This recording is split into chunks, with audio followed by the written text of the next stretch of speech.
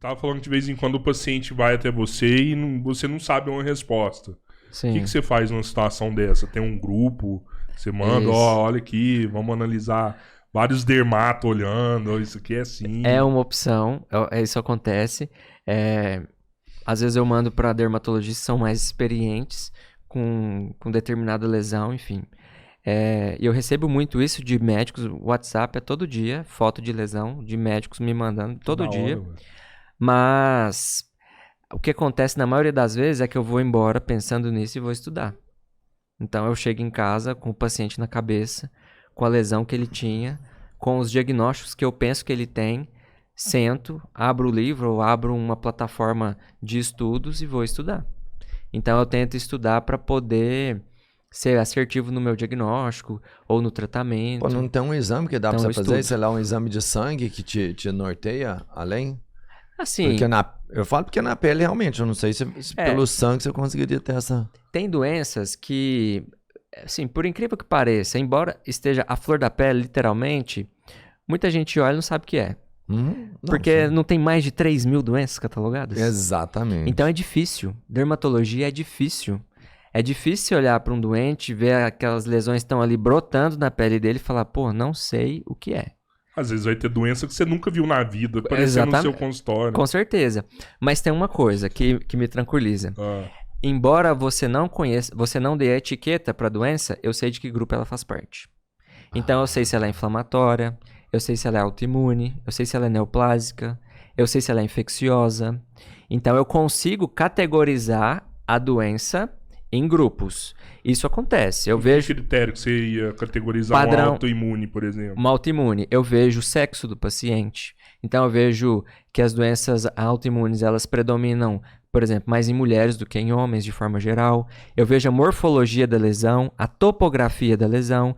Geralmente as doenças autoimunes, elas têm aspecto, assim, uma morfologia específica, até a cor chama mais atenção, a localização no corpo humano. Então isso me traz muitas pistas. No caso da autoimunidade, por exemplo, eu consigo chegar nessas pistas pelo quadro clínico, pela investigação diagnóstica, às vezes pelo uso do dermatoscópio, que é como se fosse uma lupa de mão.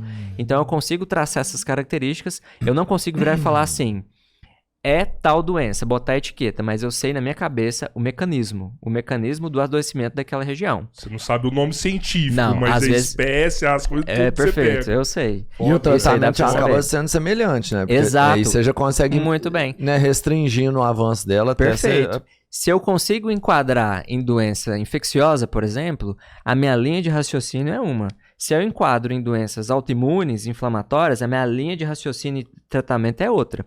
Então, assim, dermato é muito difícil. Isso é um consenso entre todos os médicos. O médico falar que dermato é fácil, eu quero conhecer, porque dermato é muito difícil.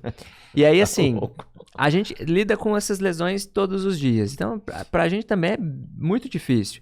Então, eu enquadro. Quando eu não sei o diagnóstico, eu enquadro em mecanismos.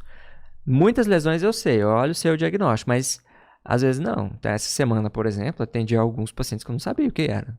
E aí eu enquadro em grupos e aí faço tratamentos direcionados. Mas também a gente pode utilizar da biópsia, né? Então a gente faz uma biópsia. Então a gente biopsia a lesão e aí você tem que saber muito bem onde você vai biopsiar, porque, vamos supor, uma lesão que pega hemiface, pega uma região toda assim da testa. Você saber localizar bem onde você vai biopsiar também é técnica. Então você biopsia a lesão e aí não basta biopsiar, você tem que colocar suas hipóteses diagnósticas para um outro médico avaliar a biópsia, um patologista. Porque o patologista, ele vai no faro das hipóteses que você colocou. Então ele vai falar assim, Matheus, você achou que era lúpus? É lúpus mesmo. Ou ele vai falar assim, Matheus, de todas essas 3 hipóteses aqui, eu acho que a mais provável é essa. Então ele vai meio que no faro. Ou então ele fala assim, não, Matheus, eu não acho que é nenhuma dessas que você colocou, eu acho que pode ser essa. Eu sugiro que você faça uma correlação com a clínica. E aí você faz o estudo da biópsia, né, dos achados, com o que você viu na clínica para dar o diagnóstico. Pô, a triagem que você faz, às vezes é tamanha importância que o resultado final, porque Vamos pensar assim, que ele não tá vivendo ali o momento. Você é que passa para ele as características. Sim. O patologista, ele não vê o paciente. Não vê. Ele não vê o paciente. Ele vê só um pedaço Sim. pequeno, de milímetros, às vezes, de pele de uma lesão. Então ele joga aquilo no microscópio e vê padrões, né, de alteração das camadas da pele. E aí, vários e vários anos estudando isso, né? A gente tem muita teoria, patologia também é muito difícil. Aí ele consegue te dar... Nem sempre o patologista consegue te confirmar o diagnóstico, né? Depende muito do que você faz, do que você entrega. Então, biopsiar não é só tirar um pedaço de pele e falar assim, toma aí que o filho é seu, o que você acha que é? Se você eu não... achava que era. Você toma aí um só- pedaço, se não vira. põe nem o nome de quem mandou. Né? Tem que pegar o pedaço certinho, então. Tem que pegar o pedaço certo, a localização, descrever o que você acha que é para o patologista, e aí o patologista, a partir disso, ele vai atrás ali. Às vezes ele te dá diagnóstico se você não colocou lá como hipótese, né? Isso também acontece. Mas é desafiador, né?